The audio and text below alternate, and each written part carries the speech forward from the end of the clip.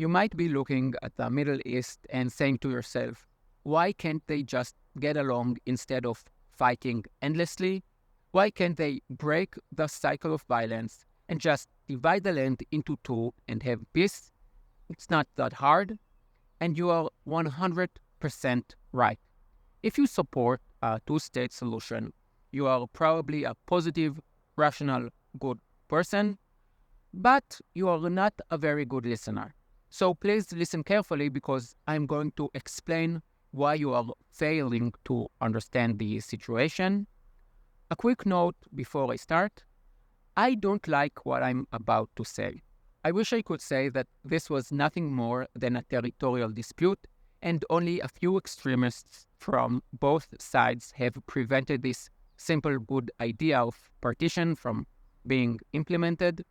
I wish I could say that the Arab Muslim countries surrounding Israel are peaceful places and only the Palestinians have this single issue with Israel, but that once they have their own state, the issue will be resolved. I wish I could tell you that. I have honestly wanted to and tried to believe in this for years. This correlates with all my values I hold. If there is an argument or disagreement, then fighting is not the answer. Rather, you should find the middle ground and get on with it. Sadly, the reality of the Middle East makes it clear that this is not how it works in this region. If you want to offer up a solution to a problem, you first need to understand the problem and the people involved. The problem, in a nutshell, is not that the Palestinians haven't had opportunities to establish a state. In fact, they have had plenty. The problem is that the Palestinians' goal from the beginning, from the 1920s, has been to eliminate the Jewish state. This is the main point of view of the Palestinians and indeed of a very large part of the Muslim world. Today, 50 years ago and 100 years ago, it has nothing to do with the settlements or the occupation, since the hate was already there before 1967, when Israel got hold of the West Bank and Gaza, and it was already there before Israel was established in 1948. Before we talk about the history, a quick word about the people and the difference between Jewish Israeli society and Palestinian Arab Muslim society. Israeli society is highly diverse, and yet the levels of political violence are very low. Despite its many challenges, both domestic and foreign, Israel remains a democracy. Now take a look at what is happening outside Israel, at the Muslim countries in the Middle East. The rich ones, the poor ones, the Sunni ones, the Shia ones, those in Africa and those in Asia. Do you see democracy? Do you see human rights? Do you see thriving minorities? Do you see freedom and peace? Not so much. Now, if you know that I'm right, but you don't like what I just said, you might say that it is not relevant to the topic. Well, I disagree, because it tells us something about the values of Muslim society. Democracy is not just a system of government forced on the people from above. It is the way of life and the mindset that most Westerners take for granted and don't appreciate enough. The idea that I can say anything I want to say and you can say anything you want to say, and that there are free elections and political parties have to compromise and step down without violence is not something that you will find in Syria and Iran and Saudi Arabia and the Palestinian authorities, whether in Gaza or the West Bank. And where you don't have these values of democracy, compromise, and openness to other opinions, you usually see high levels of violence, both domestic and foreign. I often cite Syria as an example in my videos, and I get a lot of pushback for it. I'm not drawing attention to the civil war in Syria to say that if they can kill 500,000, then we can too. No. The last thing I want is for Israel to have the standards of an Arab country. Hell no. I use Syria as an example to highlight the hypocrisy of the pro-Palestinians in the West. Where are all the protests when Assad kills 500,000 Syrians? Where are all the pro-Palestinian students? I guess that if Israel can't be blamed, it is not that interesting, right? But the main reason I talk about Syria is that if the Syrians can do these terrible things to one another, what will they do to us if they get a chance? It is the same with Iran. See how they treat their own people, shooting their women on the streets. When the Palestinians and Syria and Iran and millions of Muslims say that they want to eliminate Israel, I believe them. I actually take it literally, not just as a way of speaking, which might be the way the West understands it. I see what they are capable of doing to each other, and I take them very seriously. The way you act inside your house is the same way you act outside of it, and the reasonable, logical idea of dividing the land into two has been rejected by the Arabs for 100 years. It has been rejected by the Arabs in 1937. It was rejected in 1947. From 1948 until 1967, they didn't establish a state, although they were under the rule of Arab countries. In the 1990s and the early 2000s, Arafat and Mahmoud Abbas didn't agree to any of the deals proposed, and even after Israel withdrew from Gaza, the Palestinians were very clear about what their objective was. The Arabs in Palestine rejected the partition plan both before the establishment of Israel and after the establishment of Israel. They rejected the idea before there was a single settlement and after the settlements. They rejected the partition plan before the occupation and after the occupation. If you are a rational person, you need to eventually understand what's going on here. You can't force a good idea like the two-state solution on someone who says they are not interested and act accordingly again and again. Wishful thinking is great when aimed at yourself. Wishful thinking is dangerous when you impose it on those who have actively rejected it for 100 years. Another interesting fact that is being ignored by those who support a two-state solution is that the Arabs have never said, we want more land, we want 70% or 80% of it, and then we will say yes.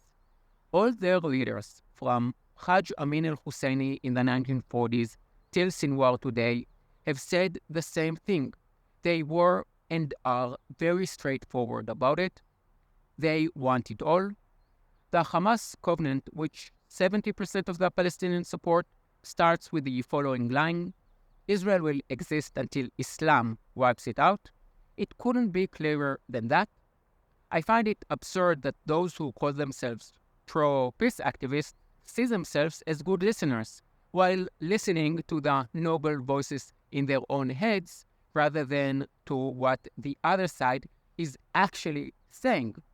Now, the pro-Palestinians will say that the colonial Jews came and stole their land, so of course they don't want to give half of it to those who stole it.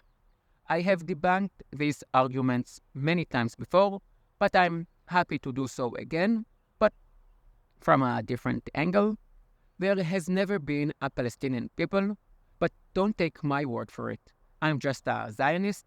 Instead, listen to Zohir Mohsen, a Palestinian leader of the PLO, the Palestine Liberation Organization, who said in 1977, the Palestinian people does not exist.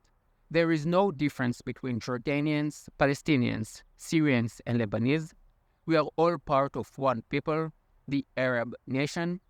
Just for political reasons, we carefully underwrite our Palestinian identity because it is of national interest for the Arabs to advocate the existence of Palestinians to balance Zionism. The existence of a separate Palestinian identity exists only for tactical reasons, and it is not just one quote. Not once did a pilgrim to the Holy Land, and there have been millions of pilgrims over the last 2,000 years, met a Palestinian. In the Ottoman period, in the 17th, 18th, and 19th centuries, the borders were open. Arabs came here from Sudan and Egypt and Syria. Jews came from Yemen and Russia and Morocco, and there were even some German villages.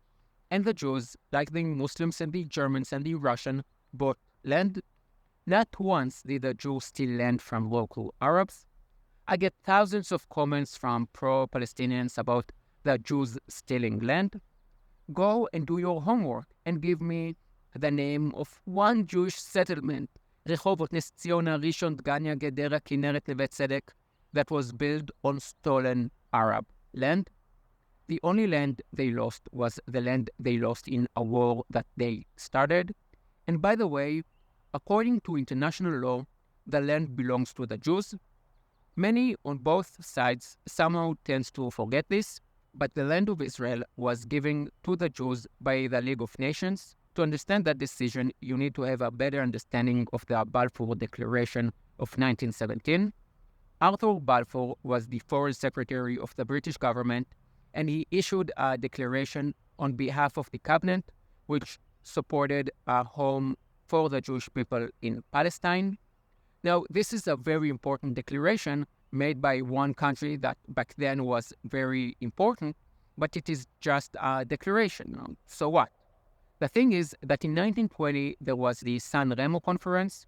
This was an international conference held in order to deal with the question of what to do with the lands of the Ottoman Empire, which has collapsed during the course of World War I.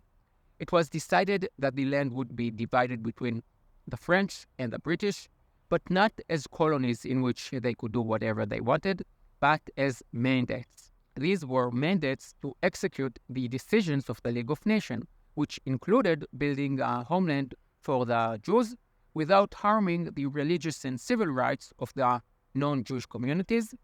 The Palestinians, by the way, were not mentioned either by the international empires or by the local Arab leaders. And why is that? Because back then there was no such a thing as a Palestinian. In 1922, the mandate was reaffirmed by the League of Nations. But why am I telling you this in a video about the partition? First, to remind you that according to international law, the land belongs to the Jews, and there is no occupation, not in Tel Aviv and not in Judea and Samaria, which are known as the West Bank, because the land was given to the Jews and recognized by the international community. And second, to emphasize that the Jews were willing to compromise, to split the land so that we could live here together, while the Arabs were not willing to make this compromise. The thing is that while we Israelis see compromise as a good thing, the Arab side sees it as a weakness, as a step that prevents them from eliminating Israel. So, what is the solution? A single state? First of all, understanding the problem and not just sugarcoating it is already a big step forward. Second, you don't negotiate with the violent people who have been trying to wipe you out for more than 100 years. The solution will only come when the Arabs change their ways, when they are ready to recognize Israel, when they are democratic, and when they stop killing one another. Will it happen anytime soon? I don't think so. But sadly, that is the only way. In other words, the solution is not just around the corner. Now, let's say you disagree with me. You could write Free Palestine in the comments, or you can do the smart thing and let me know what I got wrong. Again, I don't like what I just said here. I want you to find a quote by Haj Amin al-Husseini, the leader of the Arabs in Palestine in the 1940s, talking about the Arab state and a Jewish state peacefully coexisting next to one another under any conditions. Other quotes that I know him to have said go something like this: Arabs, rise as one and fight for your sacred rights. Kill the Jews wherever you find them. This pleases God, history, and religion. This saves your honor. God is with you. And this was said before there were even any settlements. Prove me wrong by giving me an example of minorities of Christians, gay, non-binary cis males thriving in Muslim countries. Maybe you're thinking that I'm right, but there is another point of view that I have forgotten. I will listen. I love smart comments.